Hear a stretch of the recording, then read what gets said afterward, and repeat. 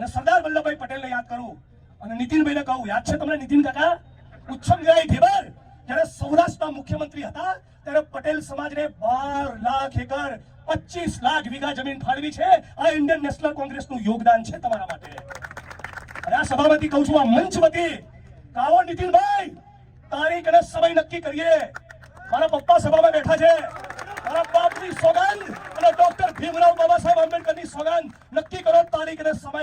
હાથમાં ડબલું લઈને મોદીના નામ ઉપર કૂચડું મારવા પેલા સ્ટેડિયમ ઉપર ના આવું તો મારું નામ બી જિગ્નેશ મેવાણી.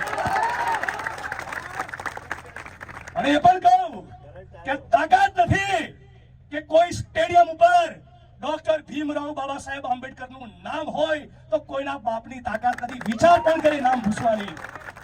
ફાડીને ખાઈ જાય દલિતો. તમે તમારું કેમ જમીન બની ગયું છે નીતિનભાઈ? તમને પૂછવા માંગુ છું. અમારા હતા સરદાર વલ્લભભાઈ પટેલ અને કાયમ માટે અમારા રહેશે. બોલો ને એક શબ્દ તો બોલો. મગનું નામ મરી તો પાડો. કેમ બકરી ડબ્બામાં આવી ગઈ છે? હે કેમ બકરી ડબ્બામાં આવી ગઈ છે? કોને નરેન્દ્ર મોદીનું નામ ઉતારીને સરદાર વલ્લભભાઈ પટેલનું નામ લખાવા જવું જોઈએ? હું પેલો આવીશ અને 5, 7, 2, 3, 4 રાજ્યોમાં એફઆઈઆર ચેક નથી, બીજું શું પડી?